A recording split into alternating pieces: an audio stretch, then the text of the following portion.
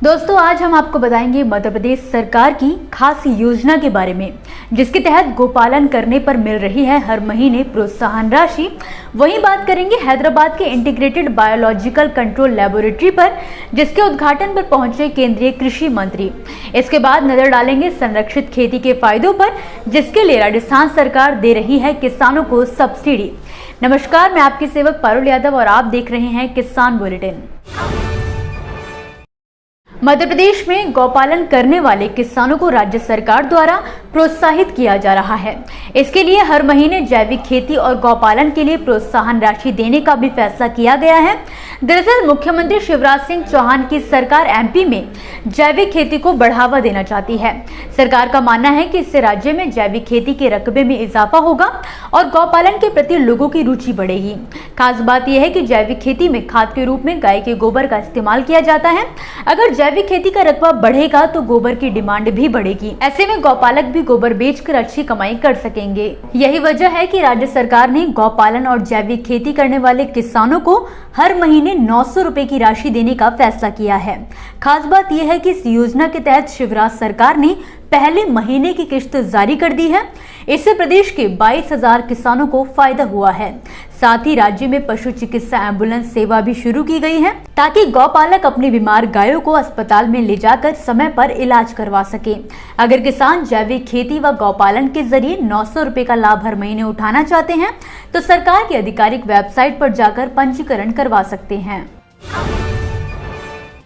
हाल ही में केंद्रीय कृषि एवं किसान कल्याण मंत्री नरेंद्र सिंह तोमर ने हैदराबाद स्थित national institute of plant health management में इंटीग्रेटेड बायोलॉजिकल कंट्रोल लैबोरेटरी का उद्घाटन किया है, जिसका लाभ रसायन मुक्त खेती करने वाले किसानों को मिलेगा। दरअसल इस लैब में केमिकल फ्री टिकाऊ कृषि के विकास के लिए नॉन केमिकल विकल्पों पर शोध किए जाएंगे। प्रशिक्षित अधिकारी स्थायी कृषि पद्धतियों को अपनाने और कीट प्रबंधन के लिए पर्यावरण के अनुकूल व्यवहार के उपयोग को बढ़ावा देने के लिए संबंधित क्षेत्रों में किसानों को प्रशिक्षण देंगे। ये सुविधा देश में सॉइल हेल्थ मैनेजमेंट, जैविक खेती और प्राकृतिक खेती के क्षेत्र में कृषि अधिकारियों, विस्तार अधिकारियों और किसानों के ज्ञान और कौशल को बढ़ाने में भी मदद करेगी। प्रयोगशाला का उद्घाटन करने के बाद तोमर ने कहा कि अलग अलग फसलों में अत्यधिक कीटनाशकों के प्रयोग के प्रतिकूल प्रभावों को दूर करने के साथ साथ खेती की लागत को कम करने और किसानों की आय बढ़ाने के लिए कीटों के लिए जैव नियंत्रण का उपयोग जरूरी है।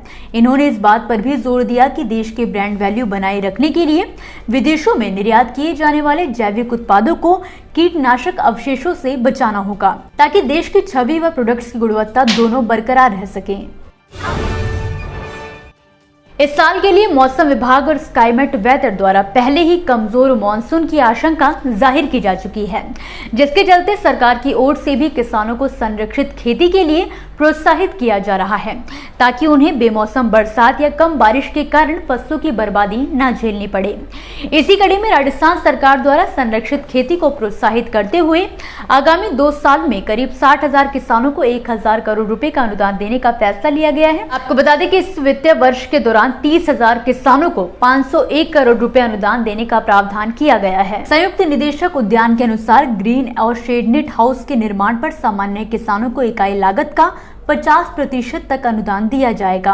प्रदेश सरकार के अनुसार किसानों को 500 वर्ग मीटर में ग्रीन हाउस की स्थापना के लिए 1,060 रुपए प्रति वर्ग मीटर अनुदान दिया जाएगा। वहीं शेडनेट हाउस की स्थापना के लिए 1,000 से लेकर 4,000 वर्ग मीटर पर 710 रुपए प्रति वर्ग मीटर की लागत के आधार पर नियमों के अनुसार अनुदान का लाभ किसानों को प्रदान किया जाएगा।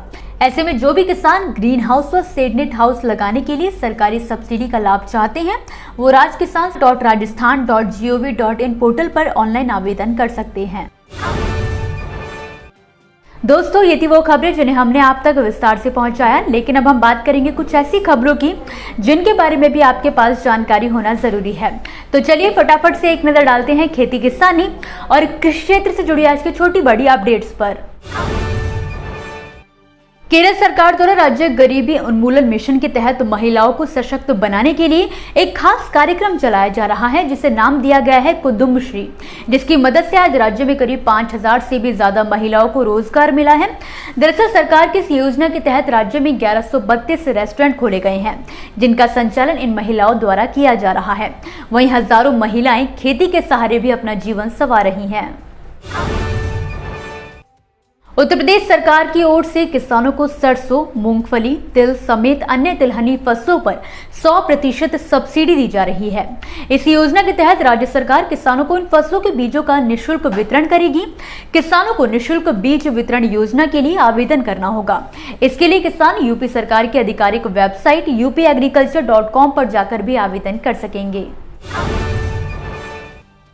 झारखंड के किसानों को परवल की खेती से जोड़ने के लिए रांची की नामकुम स्थित भारतीय कृषि अनुसंधान केंद्र पूर्वी प्रक्षेत्र पलांडू के वैज्ञानिकों ने परवल की 3 नई किस्मों को विकसित किया है। इनके नाम स्वर्ण अलौकिक और स्वर्ण रेखा और स्वर्ण सुरुचि है। इसके अलावा एक और किस्म है जो झारखंड समेत देश के पूर्वी राज्यों के लिए विकसित की गई है। महाराष्ट्र के यवतमाल की कपास उगाने वाले किसानों ने एक बड़ा फैसला किया है। इस इलाके के करीब 10,000 किसानों ने आगामी गुरुवार यानी कि 18 मई को एक विरोध रैली आयोजित करने का फैसला किया है। इसी रैली के दौरान वो 1000 क्विंटल कपास की होलिका भी जलाएंगे। किसानों की रुई इस साल बिना बिके रह गई है, जिसके चलते वो इसका विरोध कर रहे हैं।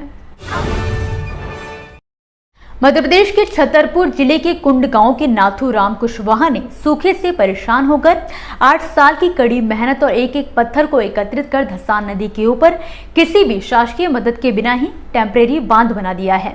बांध बनाने से अब नदी में हर समय जल भराव रहता है, जिसकी वजह से न केवल किसान की 10 बीघा कृषि भूमि सिंचित हो रही है, बल्कि साथ ही आसपास के किसानों की 100 बीघा खेतों में भी खेती हो पा रही है।